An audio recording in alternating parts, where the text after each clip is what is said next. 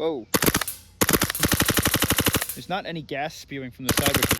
Thanks for tuning in. This is an unboxing of the GHM9G. Unfortunately, I'm not going to be able to do my regular, breakdown video today. I will do some shooting tests in the backyard. YouTube is kind of cracking down on me and isn't monetizing a large majority of my content because I'm opening up replicas and whatnot. So we'll do a breakdown video separate from this. I originally saw this replica on a video by Jaeger Precision, another YouTuber. He did a fantastic review of this replica, so definitely head over and check that out if you're interested in picking one up, if you don't feel like waiting for my breakdown and review. And as soon as I saw it, I had to have it because I am crazy with the Glock replicas and I have a lot of mags for it and drum mags and whatnot, so I really appreciated the fact that I'd be able to use those alongside this. I wouldn't have to go out and pick up a bunch of other mags. I'm also going to test what kind of mags that I have will work with this, including what drum mags and whatnot. Of course, we got a little Evic card, so you'll see I ordered this from Evic, which means it will probably come with an orange flash hider. Love the picture on the box. I like the fact that it's kind of more rustic feel. Got it in black, you can purchase it in tan. I know some companies also do a split black and tan receiver. Wow, that's really cool. Just some white foam, the replica, the mag, and the user's manual.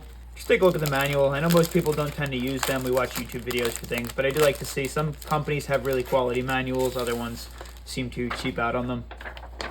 This is just paper, but it does break everything apart, which is really cool.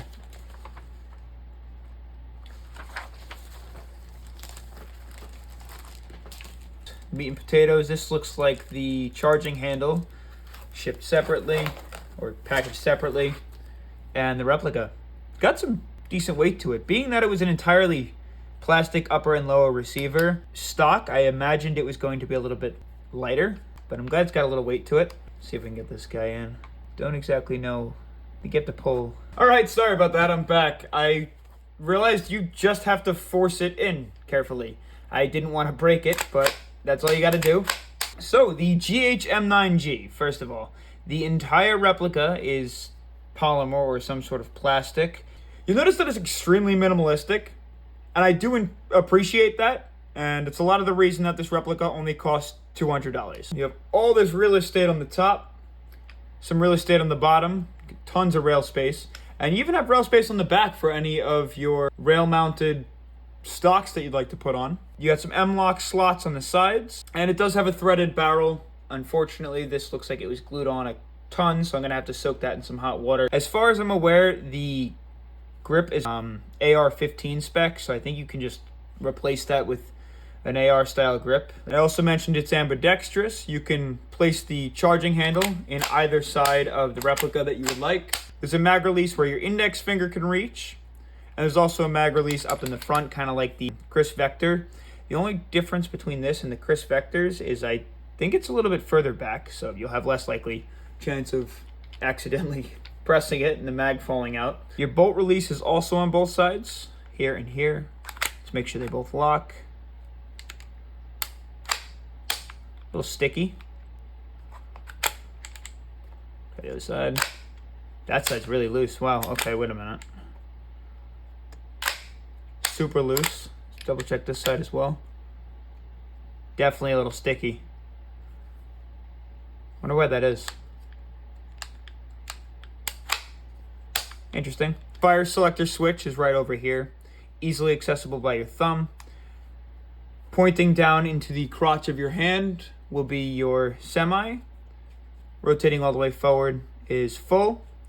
And then in order to put it into safe, you have to rack the charging handle, drop the hammer, and then it'll drop into safe. As far as I'm aware on the real steel, these are actual screws. They aren't on this, they're just molded into the plastic. Take a look at the trigger take up. So there's absolutely no play in the trigger when the bolt is first racked, or no give. The hammer breaks immediately, and there's no pull past the breaking point of the hammer. Your reset is also very short.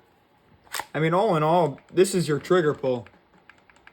It's actually very short out of the box. I do know this is a 14 millimeter counterclockwise thread. And lastly, I guess one of the most important parts to this guy is the hop up. You do have a TDC hop wheel on the inside after you pull back the bolt. You can adjust, it's right here. It's nice, it's big, it's easily accessible via your finger, so that's awesome. Just this really small, fantastic for CQB compact package.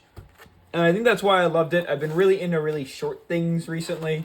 I have an extremely short KCO2 build that I love. We've got the mag that comes with it. I believe these are 32 rounds. See if it's got a nice tight fit. There, wow. There is no wiggle room on this guy.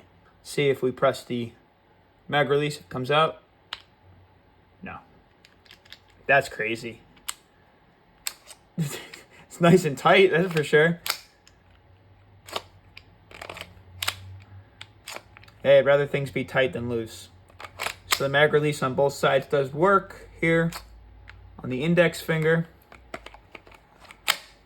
and then the thumb. And the bolt locks on empty. Interesting.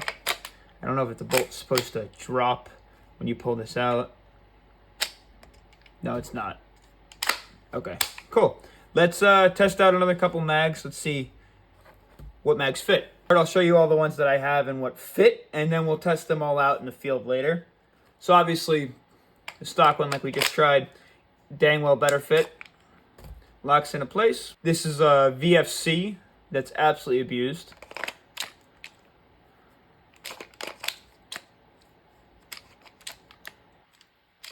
Does not fit. The gas router is also curved on this guy. You'll notice the gas router on the stock mag is flat, so I kind of expected that. That's interesting. This is the novice Glock mag.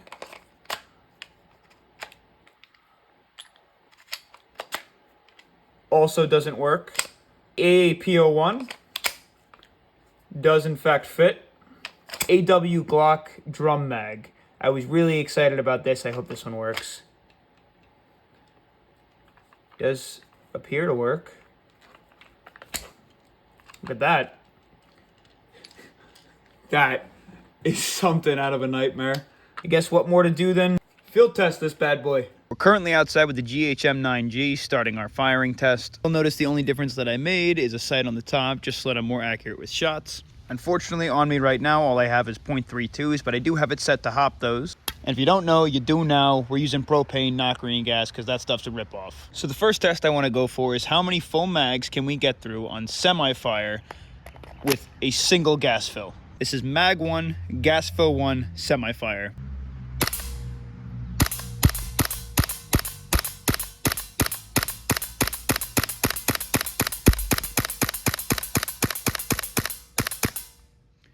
We did lock back on empty. Mag fill 2, gas fill 1. Let's see how it goes.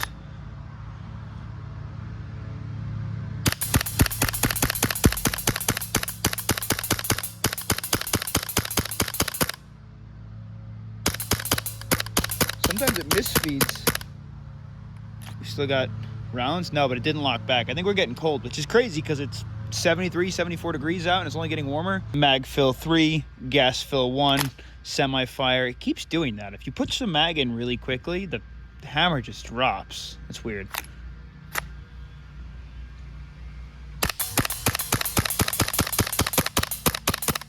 Getting some misfeeds. And that's it. We're out of gas. Out of gas. So 2.5 mags. It's been a little bit. I let this mag warm up. Now we're going to go into full auto testing. So from semi to full auto and see how many full mags this guy can take on a single mag fill of gas. Here we go. 1, and we did lock back. The bolt stayed open. Second BB fill, single gas fill on the full auto test.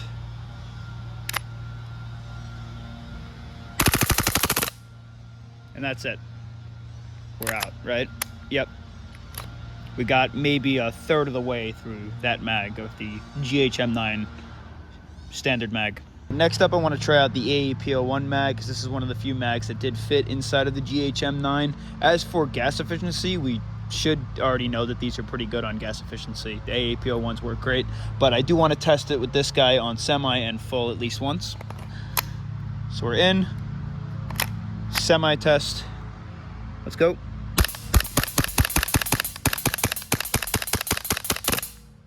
A little burst. What? We didn't feed the last two.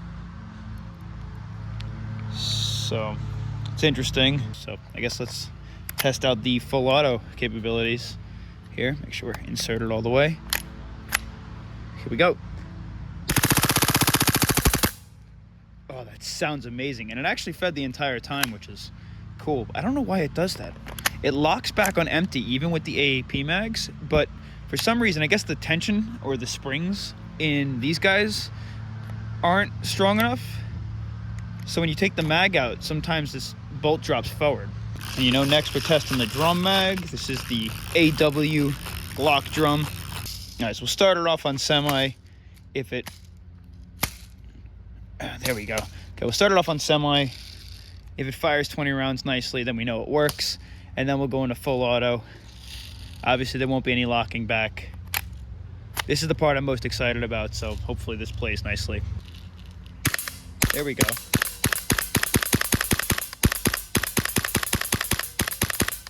So far, good feeding. Let's try some burst fire. Whoa. It's almost like we're getting an uneven amount of gas through each shot. It's more consistent without the burst fire if you just hold it down. There's not any gas spewing from the side, which is really cool. Whoa.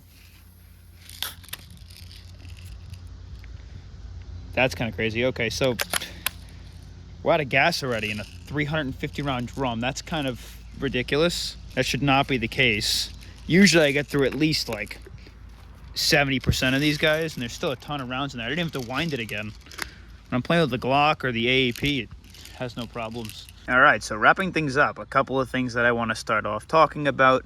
I'm a positive guy. I think positives matter first, so let's talk about the stuff that I liked. It is a super compact package. It's extremely comfortable to shoot around and handle and play with. I definitely like the fact that it's super customizable. I can't wait to get my hands on some of the extra external parts and maybe even some internal parts for it, a stock or a tracer unit for indoor. I think it's great. I actually might continue to run this red dot sight on the top. I like it as well.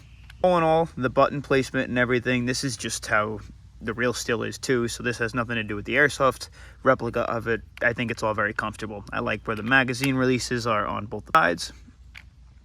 I do like how easy it is to reach the bolt release, and I do like the fire selector switch is out of the way. It's not at all in the way, and it's very comfortable to switch back and forth between. I even like the trigger. That short trigger pull they have is fantastic. The bolt is fun to play with. Diving into the mags, this is the AAP mag. This is the mag that comes with the GHM9. I actually really like this mag. I do like that it's 32 rounds, so it's a little bit bigger than a short mag, but it's not as obnoxious as those 50 rounders. And if you can tell, the BB canal is much wider here than it is here. It only gets wide at the bottom of the AAP mag, and I'll explain why I like that. When loading your rounds, right, you're just loading them in super quick.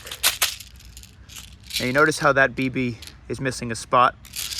It's so wide that you can just jam one in there and it auto fills it to an even pattern, which is great. It's good because you don't have any misstacks. A lot of the mags now don't have any problems if you're misstacking rounds anyways. We're getting to the point with Airsoft where things are getting better, and even small problems like that aren't an issue, but it's nice that that's an option. I also think this little bolt right here on the follower is really convenient. It's much more comfortable to get a hold of than this mini little plastic thing that's on the AAP mag. Now, as for performance issues with the different mags that we saw, granted, it's a Glock style replica, right? So there's not a large gas reservoir here at all. It's also firing 32 rounds. So in a small gas reservoir, 32 rounds, 2 full mags plus a half is actually quite impressive. I know I sounded not too impressed. It's actually quite impressive, so don't take that incorrectly. With the AAP mag, I was kind of interested. Maybe it was my fault, so the gas fill wasn't perfect on the semi-round setup, but it's an AAP mag. It works as it should. I know the gas efficiency isn't the best with full auto on most gas replicas. However, this is a drum mag. I feel like it should have gotten a little bit further into it.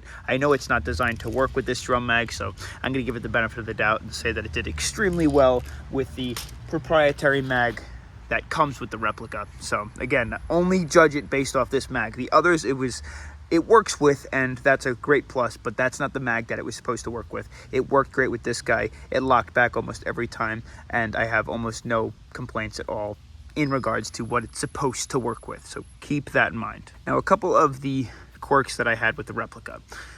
First of all, let me get all these rounds out. Just while handling it, running around the house like a doofus while my wife made fun of me, the bolt sometimes gets stuck if you rack it back slowly. If you shake it, it does go forward. However, if you charge it aggressively, it always falls forward. I do know that Jaeger Precision does sell a small 3D printable short stroke kit, so I may go ahead and pick that up. He mentioned that that does fix it, so that's awesome, so you don't really have to worry about that. Another issue that I noticed was present when playing with the replica, even if it does lock back on empty.